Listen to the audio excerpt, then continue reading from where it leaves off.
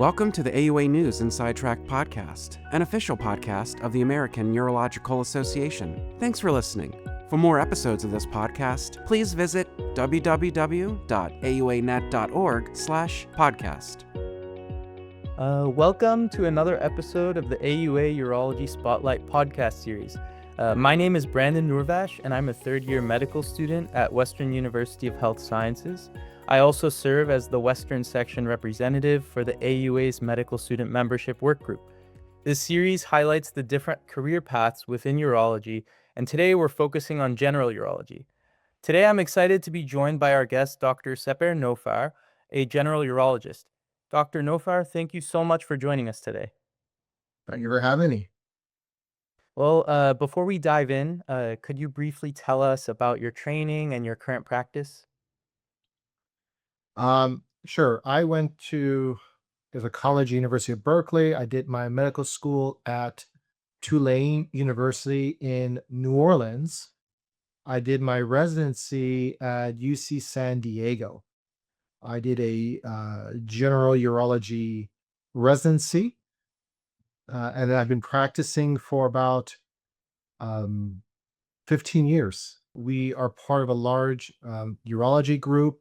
I help with the research program. I'm medical director of our cancer center. I'm also medical director of our research program we have. So we do a lot of novel industry-sponsored research, and we try to deal with more advanced bladder and prostate cancer. Wow, amazing. Well, to start, could you briefly explain to the listeners what general urology entails and just anything about the field that most may not be familiar with? Okay. So general urology is very, very important, and it gives you a very wide breadth. And importantly, future career stability. So, as you guys know, urology oftentimes is a black box. Surprisingly, people don't know what a urologist does, even in the medical field. They confuse urology with nephrology, or even gynecology. So, you have a lot to choose from. There is overlap with a lot of careers. We have a large amount of clinic work, as well as inpatient work, and you can decide how much of each do you want to do. You can be more of an operative urologist if you like. You can be more of a non-operative urologist, depending on the group that you have. But it allows you to have a wide variety of interest, and you should be able to keep yourself busy. Wow. Well, what would you say are some bread and butter cases that's most common in general urology?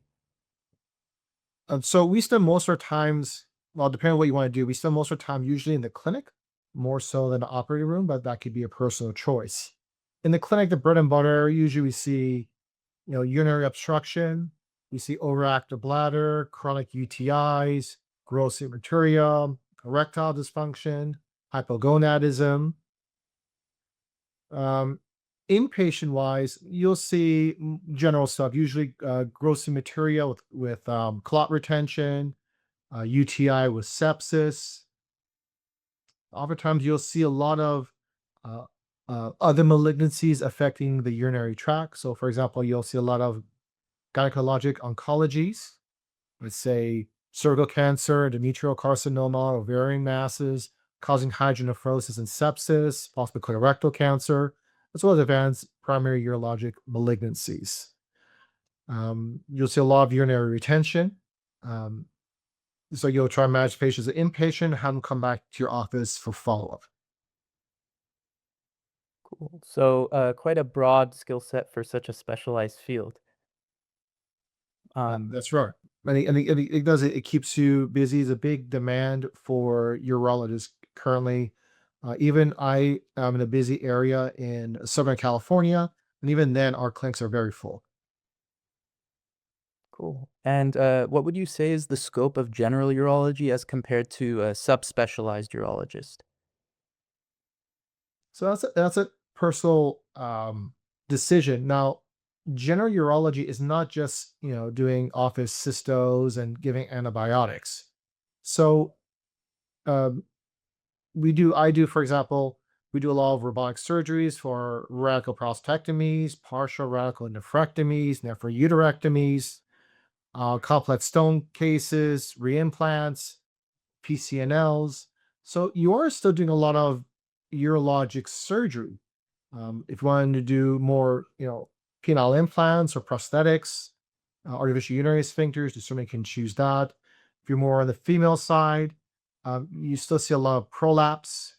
You can do the transvaginal repairs. You want to do combined cases with gynecology. We do have that, and then obviously the urinary malignancies. One thing to keep in mind is as you guys would train, um, you'll see that, especially with time, you'll see that some urology may be less, especially with older people. You have to start to learn what's operative and what's non-operative. I used to operate in a lot of people. I still do, but you start to learn when to be a little more conservative. So, for example, if you want to have patients with, say, recurrent bladder cancer, initially, if someone had, let's say, high grade bladder cancer and they failed BCG, um, and they had, say, persistent CIS T1, certainly you can offer a radical cystectomy. Definitely for T2, you would offer a radical cystectomy. But now there's more medications out there that allow more bladder preserving therapy. So you become more involved in that, and it's really going to be up to you. So even though this is general urology, you still should be comfortable with that. Likely, or as well with advanced prostate cancer. So we do, obviously, it's not just radical prostatectomy or radiation. I think some people just think, well, give some Lupron and that's it. You should learn how to do the second generation medications like Xtandi's, like Tiga, learn the differences. You should be more involved with advanced prostate cancer therapies. There's Provenge, there's Pluvicto, and there's other things coming up the horizon. So it's not just UTIs and BPH. You really should develop other skill sets, and because ultimately it's going to be you that's going to control the patients. You will do a lot of cancers. It's wrong to think you can send some with advanced prostate cancer to, say, a medical oncologist and let them give the Lupron and say the Xtandi, the enzalutamide. But these patients all will come back to you, and you have to understand that you're going to be responsible for them. So you will have the patient long term. So you have to be comfortable with that as well. So would you say that urologists have quite a bit of flexibility with what they can focus on versus what they would refer to a subspecialist? Yeah, you can decide whatever you want to do. Even most urologists, they come in groups. There'll be someone who has more of an interest in something else. You can decide what your interests are, but I would encourage you to have a, like, for example, everyone does. You should be comfortable doing ureteroscopy for stones, and that's what everyone will do. But if you, let's say you have a woman with complex prolapse repair who's had previous radiation, who now has a fistula, um, so that one may not be your first case you tackle. So, but understand, you still should do a wide variety of procedures. And I don't want, especially the young guys, coming out thinking that they have to manage everything that comes in through the door. Certainly, there's things that are even beyond our universities. You can always send them there if you have someone that difficult. So don't feel overwhelmed that you have to tackle everything that comes in. But you should be comfortable with it. Great. So, moving forward, more towards maybe more personal to you, what drew you into urology as a specialty, and why did you choose to practice general urology? So I chose it because it had a lot of surgery. You have clinic work, you have inpatient work. It's and again, like I said to you, it's a black box. People don't really understand what we do. Um, the need for urologists is increasing, and obviously, thankfully, we don't have as a strenuous call as maybe some of the other specialties do. So, for example, if you're a general surgeon, there's a large amount of, say, acute appendicitis or cholecystitis or bowel injury or perforation, acute diverticulitis with abscess, and um, that's great if you want to do that, and I applaud you for that. We don't have as many urgent surgeries, like obviously testicular torsion, um, paraphimosis. They can't get a Foley and someone's septic. Yeah, you have to make sure you have to, put your pen down and take care of the patients. But the lifestyle generally is more favorable than the other ones. And I really liked. Um, Initially, I was drawn more toward the sexual medicine side, hypogonadism, prosthetic medicine, and things come and go, and things change, and I just find myself doing more advanced cancer. I am not a trained SUO, surgical oncologist. I don't do single incision Singapore radical cystectomies with neobladders, all intracorporal. But I do help a lot of our advanced bladder and prostate cancer patients and find it rewarding. I think that's the biggest part. I really enjoy what I do. That's great. So, what would you say are your favorite cases to care for? Would it be the oncology cases? Actually, my favorite case is doing a robotic radical prostatectomy. I enjoy those. Um, I enjoy making a nice bladder neck, making them continent, try to do nerve sparing. Uh, I find actually that my most rewarding. Certainly partial nephrectomies I enjoy doing. We have some of the very large stones, and you have a pyelolithotomy. You might do robotically a large stone, the UPJ obstruction. So we'll tackle that all at once, take a large stone out, and do the pyeloplasty at the same time. So I still enjoy the operative part of it. One thing that you'll start to realize, though, and this may be a little more beyond the topic, is um, as reimbursements go down, RVU values go down, you have to make some personal decisions on what is it that's important to you. So mm, that's a much longer, more difficult conversation to have. I see. So, interest and finances can potentially I conflict. mean, let's just be honest. I mean, you're gonna have, hopefully you have a family, you have children. We don't see as many people who are at the hospital 24/7 and never see their families. Certainly, there's people like that, but we don't see, especially the millennials. You don't. Lifestyle still matters, and you can have some of that in what we do, but you have to make those decisions. What you want? How do you want to chase it? Okay. And how would you say your time is typically divided between clinic and the operating room? So I operate 5 days, well, 4 or 5 days a week. I operate, it's almost every day.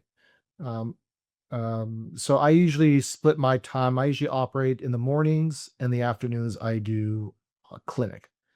I'm also a little unusual. I do a lot of medical evaluations, so I may travel a little bit for that. Um, we see usually in the clinic. We also have APPs. These are physician extenders. We supervise. So I also help run at some of our imaging centers. So I might see in a typical day maybe like 30 or so patients, 30 to 40 patients, even though I'm there half a day, combined with all the other duties I have to do. Wow. And would you say that is fairly normal within urology, or would you say uh, it's average urologist will have a different schedule? Yeah, I think most people see one patient every 15 minutes. So, I mean, typically most urologists will see, 12 to 15 patients in the morning or in half a day.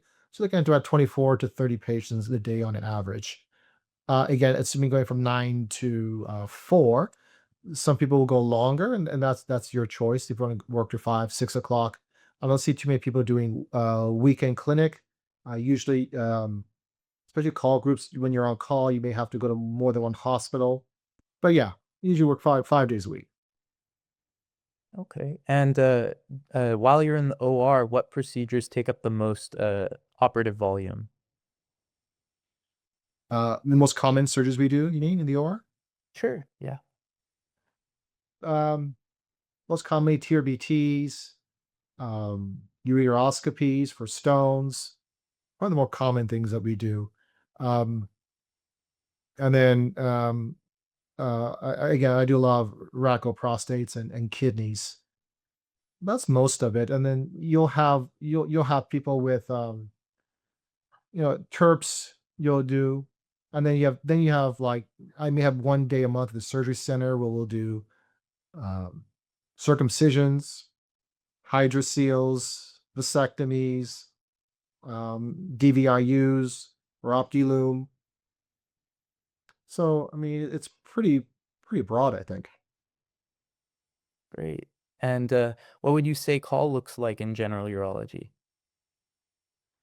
Um, we go to several hospitals. A lot of people will go to maybe one or two.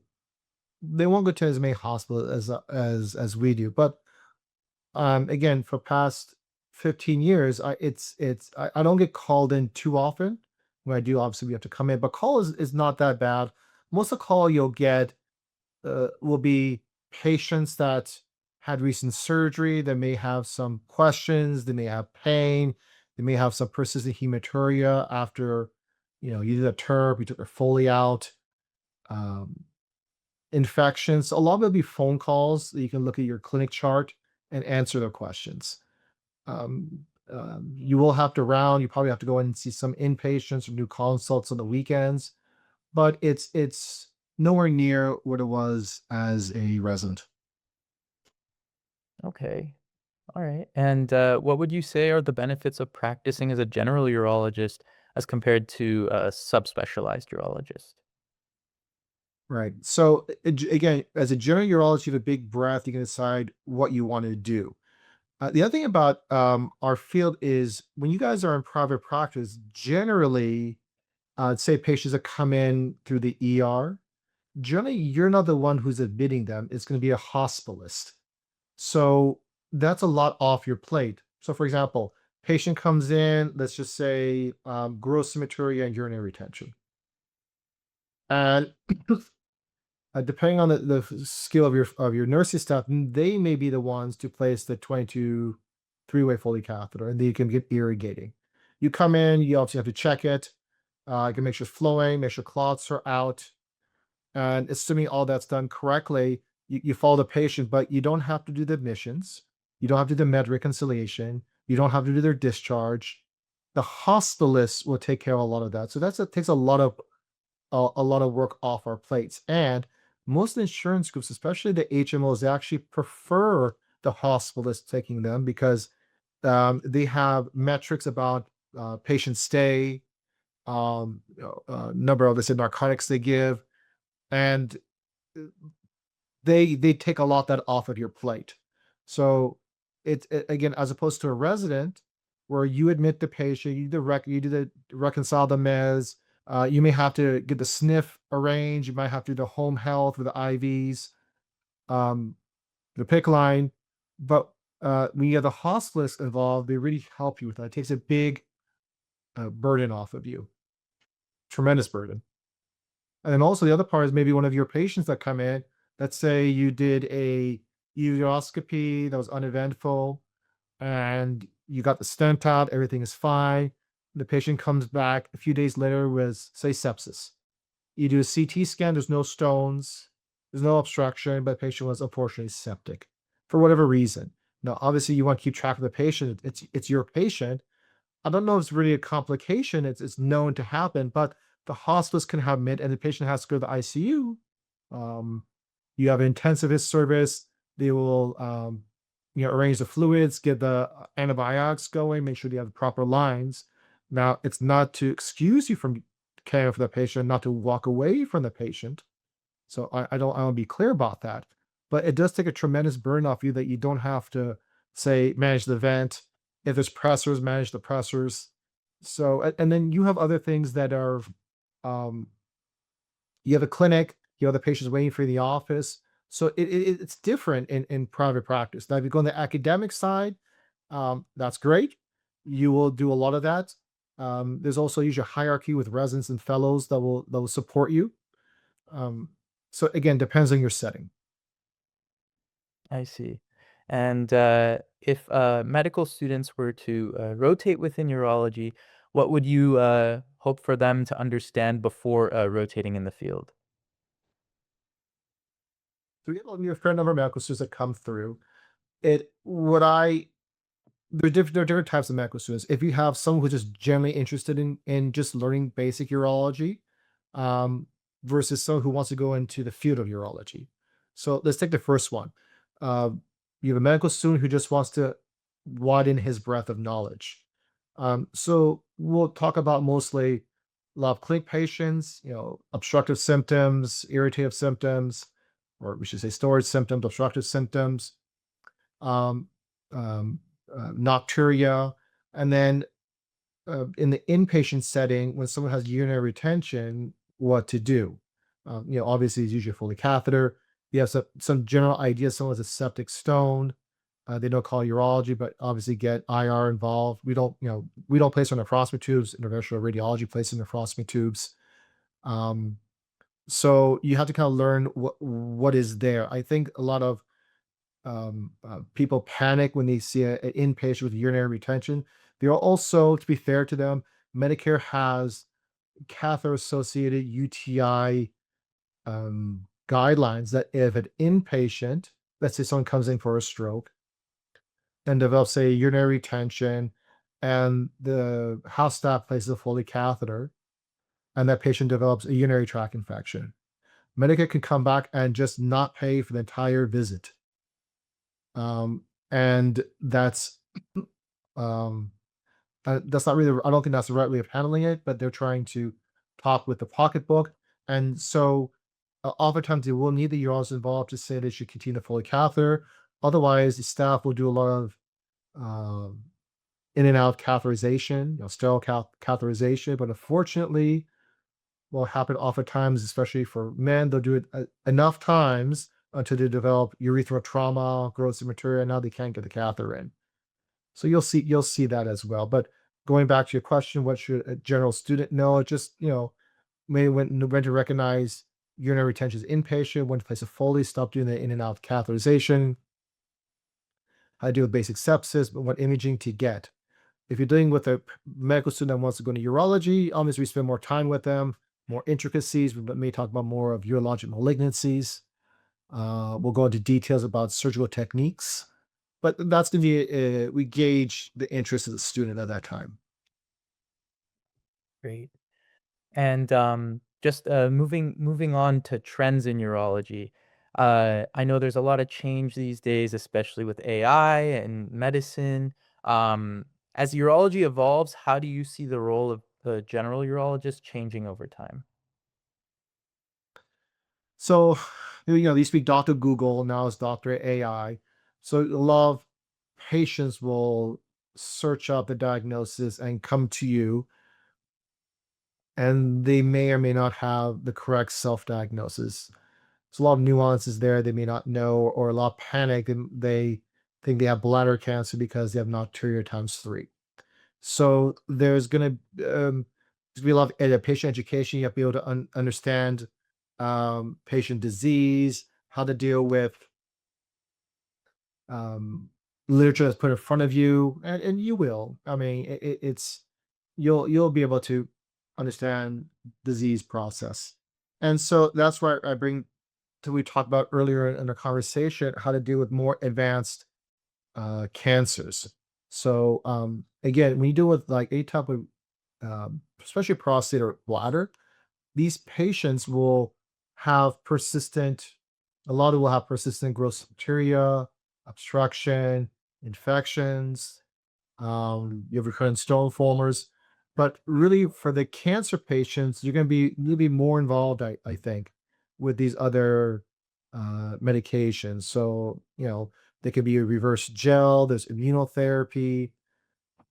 There's a lot to choose from it, and you have to be comfortable with it. And the thing is that it's also the right thing to do. You really it's you're really the best advocate because once the patient is established with you, so let's say you have someone who's had bladder cancer and say they've had BCG and they have some recurrence. It or they have some recurrent hematuria. You have to be the one. It's very difficult for that patient to be sent out to say to university to have everything done. It's very difficult for the established care. There's a delay. If there's an HMO, there's authorization. So it might take months for them to get established and taken care of. So you have to be understand some of these other medications to help care for the patient. And also, your medical oncologist, the amount of information they may have may not be, um, they're not trained in urologic malignancies. So you have to deal with it. I see. Okay. And in terms of the recent changes and developments, what would you say is something that maybe excites you in the developments in general urology? In urology, again, those advanced bladder cancers, prostate cancer. So um, one, you'll see that with the PSMA PET, we're able to identify um, more disease than we did in the past with a standard bone scan, MRI, cross-sectional imaging with IV contrast.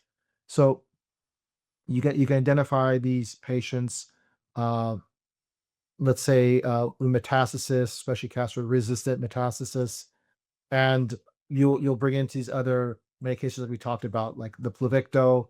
There'll be other radioligands that are going to help target the cancer cells. Now, how much of improvement of overall survival? I mean, we can go in those debate those. Um, using second generation anti-androgens like Xtandi, Erleada. I mean, a lot of them will increase life by about 4 years. So you want to be comfortable having those. Certainly, when I was training, I think Abby just came out, and none of us were really comfortable with this. We sent to the medical oncologist. Obviously, there's prednisone involved. There's some screens you have to do, but you should be the one who's going to do some of it. Now, obviously, either castrate resistant, fluoride mets, they need chemo. I don't wanna be like I don't want do the opposite extreme and be a cowboy and not care for them at all. You also have to know when to refer. Now, moving on to just some final takeaways, is there a common misconception about general urology that you'd like to clear up? Yeah, it's not all about TERPs and circumcisions. Again, there's a lot you have to do, and you'll learn what you like. And I think with time, the role of the advanced practitioners, these are the mid levels, will also expand. You'll learn to uh, work with them because at the end of the day, you want to take care of your patients. So, for example, you have someone who you did a prostatectomy on, the PSA is 0, and you're just doing the routine follow up. Certainly, you can see that patient yourself every 3 months and check their PSA. We have our mid levels will do that for us, and they're trained very well what to look for. It allows you to see new patients, allows you to kind of take care of the acute people and try to get them on the way to health. And the ones that are doing well, that are chronically stable, you can have your assistants care for them. So understand how to delegate tasks. And at first, I wasn't very comfortable with doing that, but once you have training of your mid levels and you trust them, it makes a big difference the amount of care you can deliver to the patients. And we'll take a step further. Some of the can come to the OR with you, be your assistant. We have RNFAs in our hospital that are very well skilled. Actually, some of them, one of them in particular, he's like having a senior resident with me. He's very, very good. You'd be surprised how well some of his people are when you come out. So again, don't think you'll be completely alone. Great, that's great to hear. And just for any medical students considering a career in urology, what advice would you give them? Um, it's a good career. I find it personally satisfying. You have a wide breadth. You can be strongly inpatient, strongly outpatient. If you want to go more into research or more on cutting edge, you can do that. I feel the work balance is better than some of the other fields, and especially especially because you deal with part of it's gonna be gentle health. Whenever you go to parties, all the old men are your best friends. They all want to talk to you. That's great. All right. Well, Dr. Nofar, thank you so much for taking the time to join us and sharing your insights. And thank you everyone to listening to this episode of the AUA Urology Spotlight podcast series. Thank you for having me. This has been an AUA News Inside Track podcast. To hear more episodes of this podcast, visit www.auanet.org/podcast.